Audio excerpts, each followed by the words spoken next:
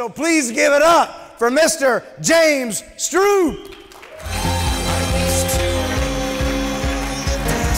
That was amazing. Don't you think? How do you follow that up, right? Does he have some energy? You can tell by my voice I'm a little more laid back than he is, right? So here's our story. You know, first of all, I want to thank your leaders. They're amazing. They're friends of mine. I appreciate and honor them. And that Brent and I are thrilled to be here. We're excited, obviously. I mean, how do you take that excitement level and package it? I hope you guys can do that. You definitely will. Our story is, I've known Brent for 20 plus years. We met at church, as you could tell. And, you know, we hit it off right away. We're very competitive, and we started golfing. And we haven't stopped. We've maintained that competitive nature, that fire, throughout our entire business. We try to, you know, keep it, well, just golf with us. You'll see. It's amazing. So, you know, I've been in real estate for 15 years, and we started as an operations manager with Brent about 7 years ago. 15 years ago, we were part of Brent's team. Brent had 48 buyer's agents at that time. And we were part of that team, my wife and I. We sold 42 homes our first year. So we were just, you know, at that time in 2004 and 5, you could pretty much spit and sell a home, correct? So obviously the market corrected. I went back into another sector of business, running a church, actually. Brent just talked about that. And in 2012, Brent wanted to shift in the market. There was a shift happening. The market started to go up. And we joined together. And have you guys ever read the book Rocket Fuel? Anybody? I'm not going to give it to you. I'm not Tony Jerry. But it's really good. It's by Wickman and Winters. Basically, it talks about a visionary and an integrator. And so there's different companies, obviously, that have done this. Microsoft with Paul Allen and Bill Gates. And the thing is when it can be a very powerful thing because you complement somebody else's skill set.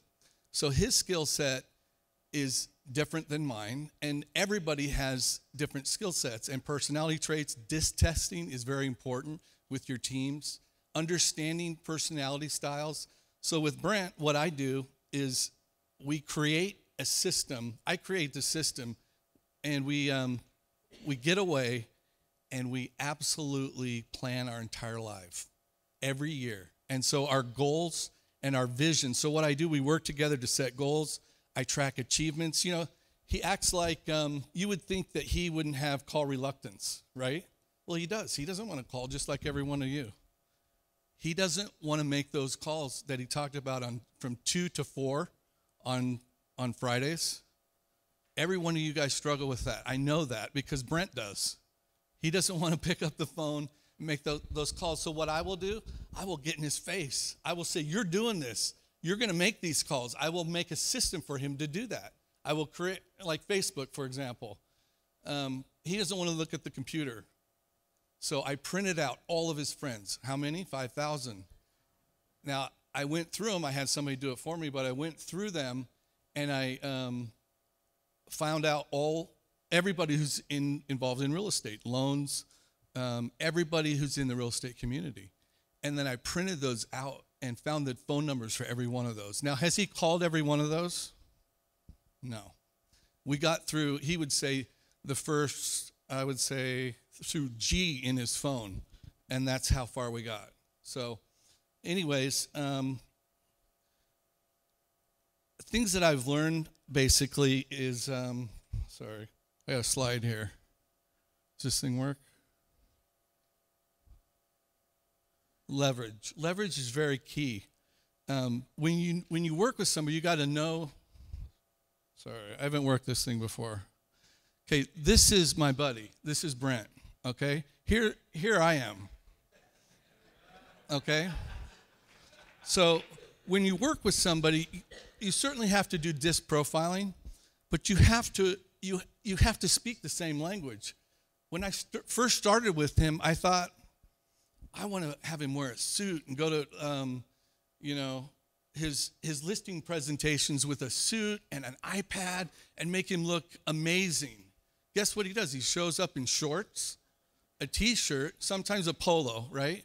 Looks very professional, but ultimately, I can't make him be this. I have to adapt the system to this.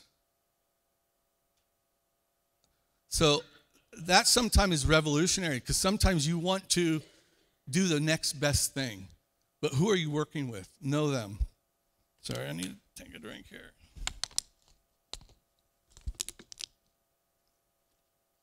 Leverage. Who in your life can you task out? You know, most of the time, we suck at the other half of the responsibilities. And as real estate agents, your responsibility is to attract buyers and sellers. Obviously with EXP, you can tell you want to be attractive to people so that they will want to hear what you have to say. So there are a lot of things in real estate that you've got to delegate out. So who are you leveraging in your life? It looks different for everybody. Is it a personal assistant? Is it your IT or lead support or generation? Is it a business coach? Is it a database management? Why are you doing all these things? So the question is how can I afford? You might ask, how can I afford that? And that's kind of an interesting thing. How do you afford something that you don't feel like you need? But we all need that leverage. I think another, the other thing that I want to talk about is, I don't speak much, as you could tell. I don't have this system down. Let's roll that.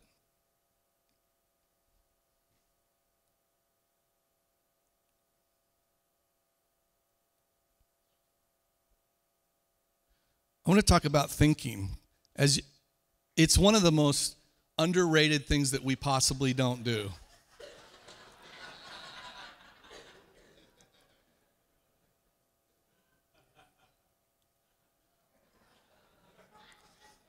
Now, this isn't a gender thing. I've been her, okay? We've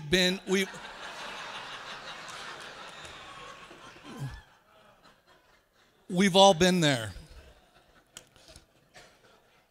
I think Brent sometimes stares at me when I don't respond and goes, what the hell? Because I'm thinking. I'm constantly thinking. I think thinking is the most undervalued, component of our lives. And it's one of the hardest things to do because you don't take the time to do it. So my goal in thinking, I have a thinking goal, is to take a complex issue or a problem and make it simple. That's one of the hardest things to do, is to take something that's very complex and to make it simple. It's not easy to do. I mean, we play golf. I watch a lot of PGA. Those guys make it look very simple. It's not. I know. I shoot 100 sometimes, and then I shoot 79. How does that happen? It's not easy. So I also with sales, you see Brent has the easy button. He pushes the easy button. He makes it look easy. But the way he does that is say, hey, it's a quick 5 minutes. The contract, it's 2 minutes. That's all you got to do. And it lowers their blood pressure, and they sign. I see it. He sold house after house after house after house, making it look simple. So with our systems, obviously, I want to do people, process. I want to integrate all that into what we do, and create systems, models, and people and process around that, and accountability. Despite what you see, we all need to have that. The other thing, I think, when you look at EXP, when I look at EXP, again, I want to make it a simple process. So what does that look like? I look at my business in 3 different ways. One is our real estate. Obviously, we know the components that we've been doing that for years and years. We know the components it takes to sell real estate. The other, I like threes. Threes have a rhythm to it. The other thing is agent attraction. So I have an agent attraction. I put all my resources and I develop people and process around agent attraction. Thirdly is agent support. Real estate, agent attraction, agent support. If I put energy in all of those areas, what it does is it creates and drives this company forward. If we lose focus or clarity on those things, so in other words, when Brent comes to me and all of you call him or other people call him and start to talk about things that are in left field, I'm looking at him, I'm processing, I'm thinking about these three things. I'm thinking about how they fit. If they don't fit, you must acquit. You must get them out because they're not going to be the money-making opportunity that you guys have. So those are the three areas I look at my business. And Tony Geary talks about it in his book called Results Faster. He says, he calls it strategic thinking. And here's 4 questions you can ask. Expand your thinking by asking these 4 questions. How can we, or how can I? Who else is doing this? Who else is doing very well? You saw our numbers, right? So we're doing this. How are we doing it? Ask these questions. You'd be surprised how many people don't ask these questions. Or they think, you know what? They'll take our stuff and go, I can do that better. I can create something different. Really? You can? All right, well, good. We support you. We love you. But ultimately, there's a system in place. Somebody has done it faster, quicker, understood it more. It's important to think through this before you spend money on marketing, spend money on, hiring somebody. What resources might we have it bring to this to add this? What roadblocks might we need to bust through or eliminate? Money would be one of those, correct? So how do we do that? Before we just jump into the next. We're always people look for the next all the time. They're like, what can I make money with? What can I do? And this is that opportunity. So now's the time to really think about it, if you haven't done that already. So if you just stay in that mode of thinking, obviously nothing gets done. So I'm a task monster. So you have to not just think, you have to do. So work and action is what creates results. It's progress before perfection. I might be analytical, spreadsheets, but I'm a doer. I will act immediately on because I've already thought through it. I will act. And that's what I think a lot of us stay in, that we dream, we create systems, or we create an opportunity based on what your dreams are and your goals. You create that, but ultimately you can stay in that dreaming phase too long, and you kind of need to move out and then fail. Brent talked about that. He has no problem failing quickly, fastly, very fast, and he doesn't have a problem with it. It's about ego. It really is. So that's very important. Just because you're doing a lot more, though, does not mean you're getting a lot more done. Don't confuse movement with progress. See, this is really big. Sometimes we fill our schedules. I heard Brent say that. Fill your schedule, and we feel like we're doing stuff. We feel tired. We're like, oh my gosh, I did so much. But if it's not aligned with your purpose, your objectives, and your goals, it's not gonna produce the results you need. So it's really important. Once I heard motivation is what gets you started, habit is what keeps you going. So once you find those goals, objectives, you dream and create that for you, you need to put your energies around that. And then you have to work. It's on. Sorry. I will outwork anybody. Nobody's going to outwork us. We have to put that type of energy into what we do. That is the secret sauce. If you want to know what we do, we work really hard. Now, we have balance. We have children. Brent just talked about it. Brent, by the way, it's funny. I've been in process with my wife for the last 2 years to purchase a property. And, it's a tract home. It's nice. It's new, 2019 home. And, I waited a long time for Brent to come look at it.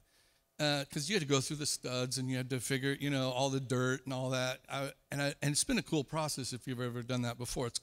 But I brought him there to look at my backyard. And I'm like, oh my gosh, because he's an amazing salesperson. Don't you agree? So he's like, okay, you need to put palm trees here. You need to do this here. Here's where the putting green goes. Here's where all this, you're going to make this, it's going to be beautiful. I go, oh my gosh, this house over here, it's available too. Okay, cool. Tell me more about this and stuff. We walk over there. The dude bought the house right next to me. We are life partners for real. So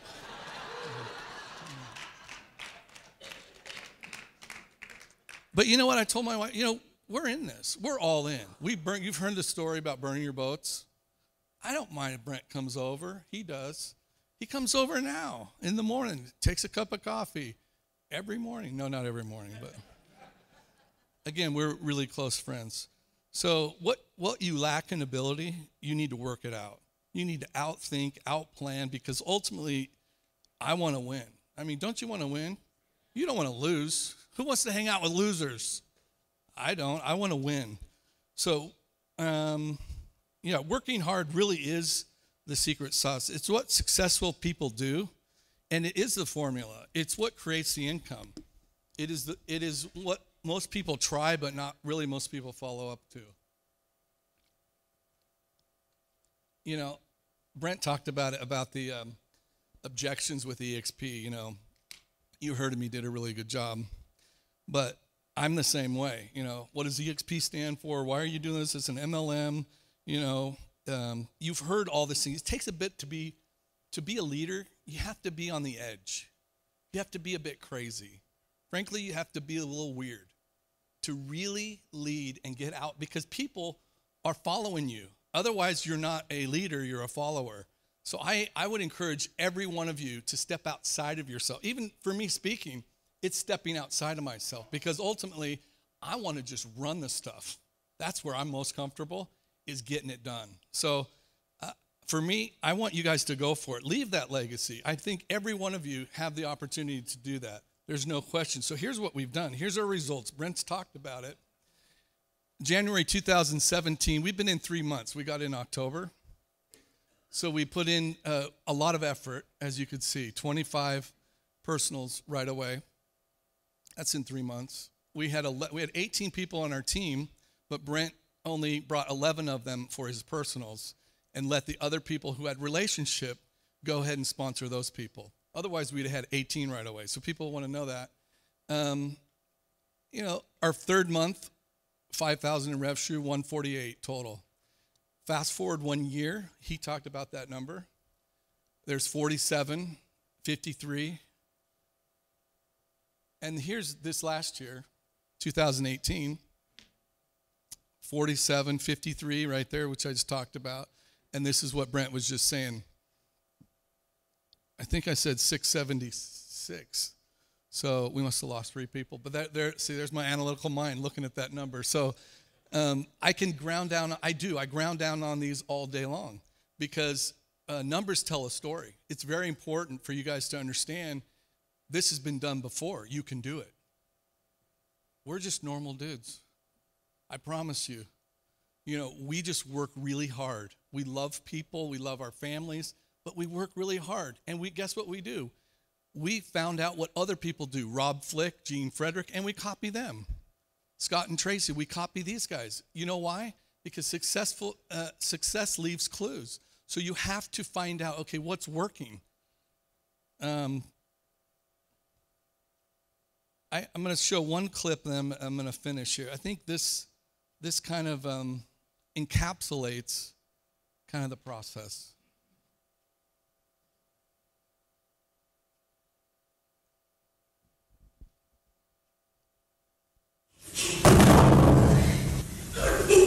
You might have seen this before.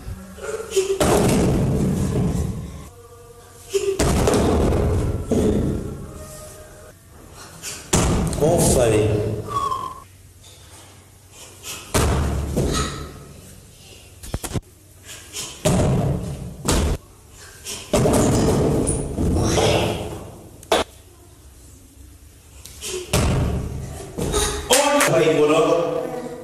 میتونیا فقط گفتیم باشه باشه اوکی برو